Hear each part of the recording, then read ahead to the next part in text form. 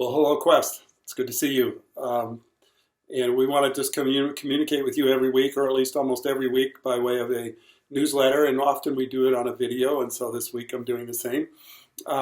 This week I'd like to kind of relate to just one thing primarily. And that is this past week, during several different days, we had what's called the National Sanctity of Human Life observation, or we observe that, we honor that. And that's obviously for those who have some particular views of what life is really all about. But I want to reinforce, affirm, confirm that we as a church want to be a part of really affirming the sanctity of human life, all the way from conception to the grave. That it's incredibly important because we believe that mankind was made in the image of God, and that His image in us is so profoundly unique because all of creation is made by God. And I think as we look at this, it is clearly the only real explanation that holds water for how this world came into being and how people came into being. And there's all sorts of incredible scientific reality to that. And the science of even the human soul, consciousness, the reality of what it means to be human, that we were made in the image of God in a unique, different way than anything else in all of creation. And creation is amazing, isn't it? It's so beautiful. Now, it's broken just like everything else, but it's still incredibly beautiful. But that mankind is uniquely set apart from all the rest of creation as to this amazing made in the image of God. He's creative. He gave us the ability to create. He is love. He gave us the ability to love. It's just this uniqueness, and we believe in the sanctity of life. But we live in a culture that has often been called a death culture because it doesn't value, or is increasingly doesn't value, the sanctity of life. You know, one of my favorite quotes, let me grab it here, about all that is really from a guy named Hubert Humphrey, who was a three-time senator from Minnesota. He was the vice president under President Johnson. He was a very influential man. This is years ago, obviously, 60 years. But he said this at one point. It's called the moral test of government. And he said, the moral test of government is how that government treats those who are in the dawn of life, the children, those who are on the twilight of life, the elderly, and those who are in the shadows of life, the sick, the needy, and the handicapped. I think he's exactly right. I think that is the moral test that we have. And in our day and age, we've turned the sanctity of life issues everywhere from abortion to infanticide. We've turned it into a political issue rather than knowing it's really actually a moral issue.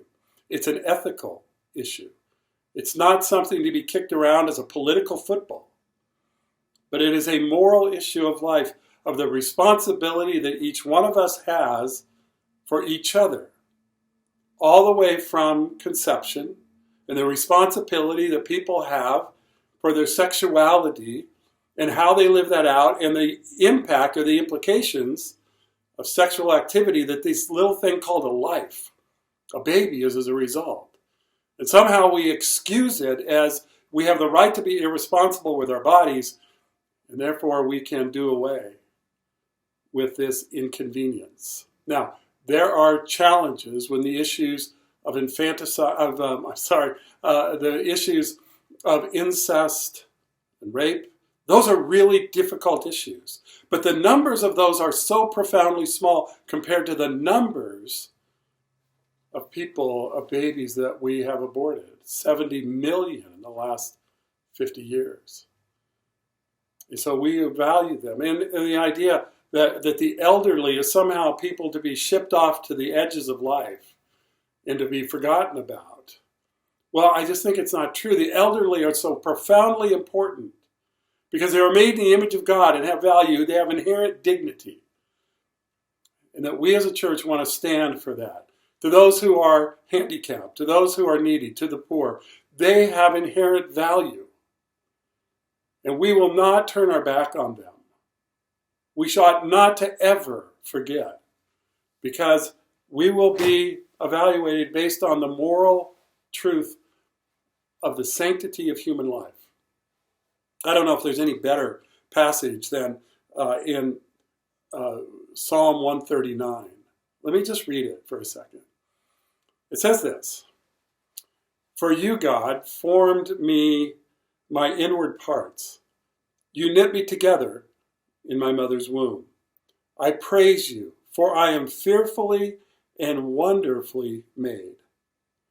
Wonderful are your works, and my soul knows it very, very well. My frame was not hidden from you when I was being made in secret." Man, is that incredible? It wasn't hidden from him when this little egg was fertilized. In the beginning of human life, it didn't escape God's notice. He says, "When I was made in secret, intricately woven in the depths of the earth, your eyes saw my unformed substance.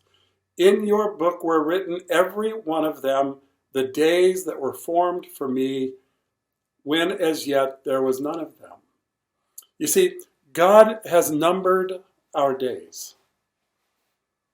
Now, I know there's a lot of complicating factors, sickness and murder and all sorts of things, but somehow God has numbered our days from conception to burial.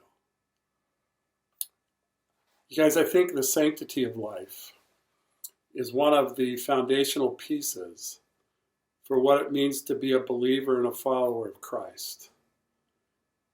Because we value every human being, every one of them. So as a church and as a people, to see every person, every face, every human being, to say, oh my gosh, they are as valuable and as important and as loved as any other human being on the earth today, or who have ever been on the earth, ever. That human being. So the person, I thought about it today as I went through the drive-thru at a fast food place, and the person handing me my meal. I tried to look at that person and say, oh my gosh, she is the object of the love of Christ. God is incredibly in love with this person. They're as important to him as anybody else, including myself, obviously. Every human being. And we believe in the sanctity of that. Now, one of the things we do here at Quest is we have a partnership, a connection with Thrive, which is helping women work their way through an unplanned pregnancy. One of the things that they do is what's called Parent University, where they help women figure all that out and develop and grow and get more skills. And we have a gal in our church named Gina who's a part of that. And we want to be a part of Thrive with her. So if you have any interest in being part of that, as we support these gals, and in some ways it's going to be pretty small, just helping provide snacks for their classes when they're together. But we want to provide encouragement. We want to provide a lot of things, as much as we can. And so that's really important to us, to make a practical difference and not just be anti-abortion, but we want to be pro-life. Not just the early part, but the development and support of these men and women who have these unplanned pregnancies and encouraging them in all of this. So thank you for being a part of this, and may we as a church value the life of every human being, man, woman, and child, from the very beginning to the very end, right? All right. Hey, you guys, thank you for indulging me. Thank you for being a part of this, and may we do it with grace and with truth. Okay? All right. Love you guys. Take care. Look forward to seeing you.